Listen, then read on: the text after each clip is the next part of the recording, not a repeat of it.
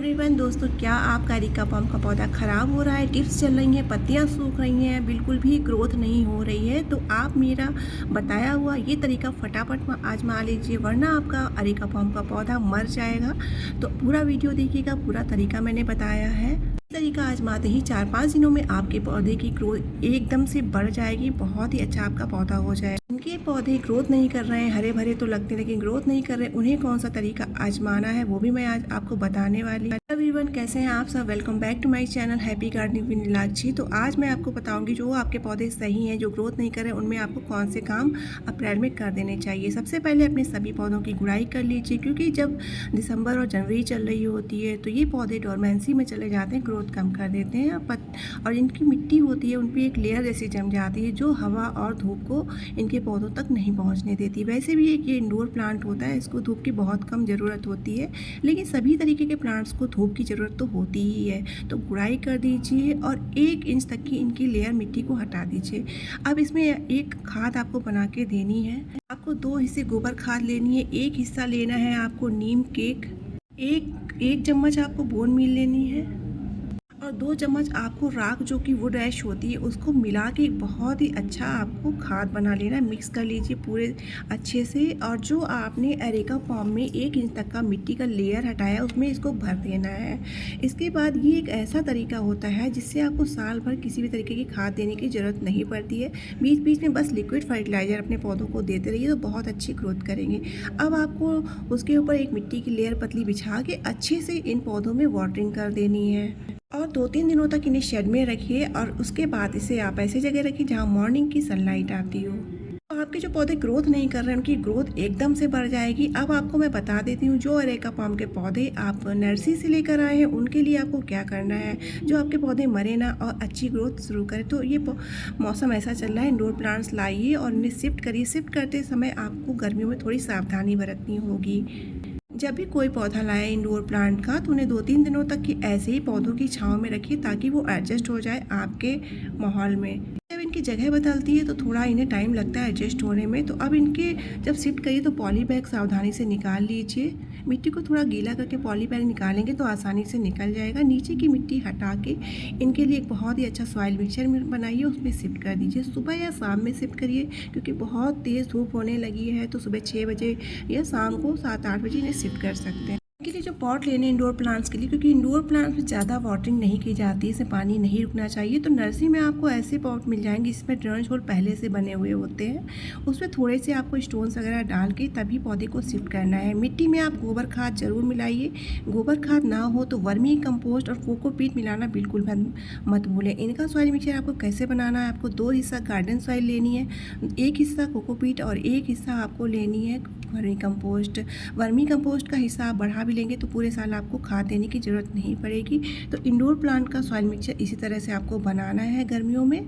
और इसमें आप चाहें तो एक चम्मच बोन मील या 1 हिस्सा आपको जो वुड ऐश होती है वो भी आप मिला लेंगे तो आपके जो पौधे होते हैं इंडोर प्लांट्स उसमें फंगस बिल्कुल भी नहीं लगेगा। तो इन बातों का थोड़ा सा ध्यान रखना है गर्मियों में। जब भी कोई इंडोर प्लांट शिफ्ट करें तो इस बात का खास ध्यान रखें। इनमें अच्छे से वाटरिंग कर दें। शिफ्ट करने के बाद में इन्हें 4-5 दिन शेड में रखें। उसके बाद आप इन्हें ऐसी जगह पे रखें जहाँ पे मॉर्निंग की सनलाइट आती हो। तो इन बातों का खास ध्यान रखें। जो भी नया पौधा इंडोर प्लांट आप ला रहे हैं एरेका पाम का, उसमें ध्यान रखें। अगली बात मैं बताती हूँ कि अगर आपका पौधा ख़राब हो रहा है तो आपको काम क्या करना है। इस समय बहुत से लोगों के एरेका पाम के पौधे ख़राब हो रहे हैं, टिप्स जल रही हैं, पत्तियाँ एकदम सी मुरझाई सी, ना कोई ग्रोथ हो रही है, पौधे एकदम से सूखे सूखे से लग रहे हैं। तो मेरा भी एक एरेका पाम का पौधा ये देखिए ख़राब होने लगा है। तो इसमें चलिए बताती हूँ कि करना क्या है आपको। तो सबसे पहले इसकी रिपोर्टिंग करना बहुत ज़्यादा ज़रूरी होता है। रिपोर्टिंग कैसे करना है, आप जैसे बड़ा प्लांट है और जड़ें फिक्स हो जाती हैं, निकालना थोड़ा सा आसान नहीं होता है। तो बड़े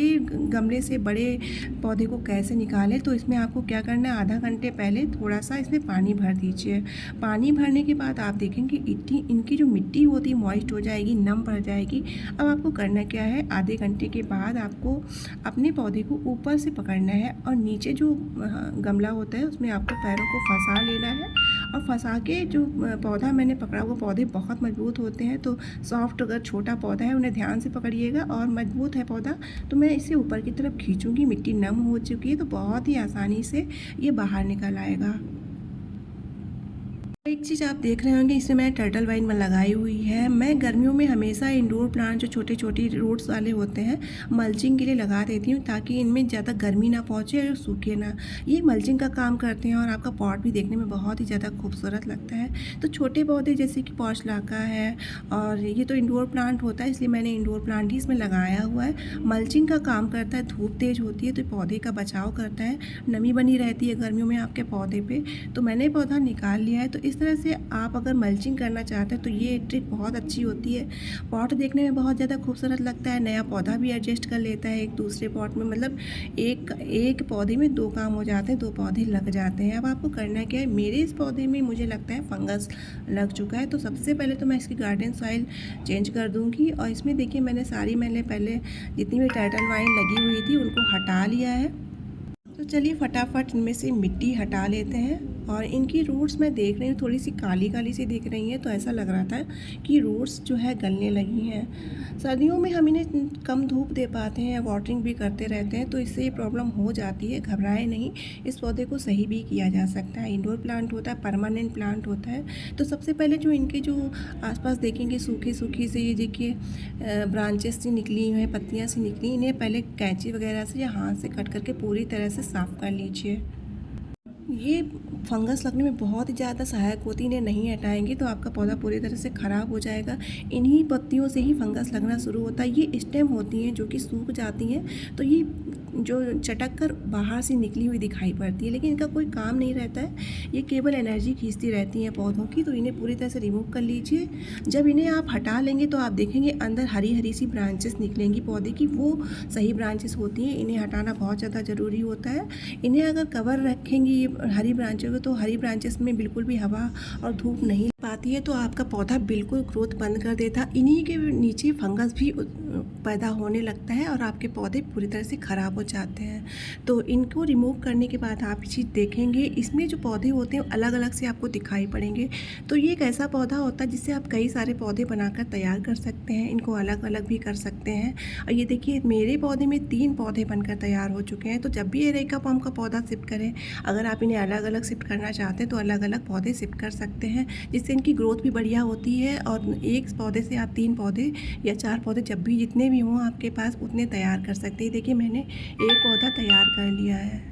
इन्हें अलग करने में बिल्कुल भी प्रॉब्लम नहीं होती है। ये ना सोचें कि रूट टूट जाएंगी, बस थोड़ा सा सावधानी से ऊपर से इन्हें अलग अलग करें तो ये बहुत ही आसानी से अलग हो जाते हैं। 3 से 4 पौधे बहुत ही आसानी से निकल आते हैं। इनकी रूट्स भी एक दूसरे में फंसी हुई रहती हैं, बिल्कुल जुड़ी हुई नहीं होती हैं। तो ये देखिए इस तरह से इन्हें अलग अलग मैंने कर लिया। तो बहुत ही आसानी से एक पौधे से कई पौधे आप तैयार कर सकते हैं। ये मल्टीप्लाई होते रहते हैं, तो आपको एक बार अगर पौधा लाएंगे तो दोबारा ख़रीदने की इनको ज़रूरत बिल्कुल भी नहीं पड़ने वाली है आपको। तो इन्हें अलग अलग पॉट में शिफ्ट कर सकते हैं। मैंने इसको अलग अलग किया है, लेकिन एक साथ ही लगाऊंगी क्योंकि इनकी ब्रांचेस को थोड़ा सा चेक करना था, मुझे थोड़ा सा रूट्स को चेक करना था। रूट्स जो मैंने काली काली थी वो कट करके हटा दी थी। अब मैं इन्हें शिफ्ट कर देती हूँ। सॉइल मिक्सचर वैसे ही बनाना है। सॉइल में थोड़ी सी हल्दी पाउडर आप ज़रूर मिलाइएगा, जिससे पौधों में फंगस नहीं लगता है। पेस्टिसाइड्स का भी ये काम करता है। तो अभी मैंने देखिए मिट्टी का सॉइल मिक्सचर जैसे पहले बताया था वैसे बना लिया। पौधों को शिफ्ट कर देती हूँ। शिफ्ट करने के बाद इन्हें छांव में रख देना। आपको 4-5 दिनों के बाद इन्हें छांव में रख दीजिएगा। शिफ्ट करने के बाद अच्छे से वाटरिंग आपको करनी है और आपको इन्हें ऐसे ही छोड़ देना 4-5 दिनों के तक। उसके बाद ऐसी जगह पे रखिए जहाँ मॉर्निंग की अच्छी झड़प आती हो या धूप आती हो हल्की सी, उतनी ही काफ़ी हो, क्योंकि गर्मियाँ होती ही इनमें बहुत तेज़ धूप लगेगी तो इनकी पत्तियाँ ख़राब होने लगती। अब पुरानी पत्तियों को कट करके हटा दीजिए, अच्छे से वाटरिंग करिए, तो आप देखेंगे कुछ ही दिनों में आपके पौधे की ग्रोथ बहुत ही ज़्यादा बढ़ जाएगी। वीडियो पसंद आए तो लाइक शेयर करिए, सब्सक्राइब करिए।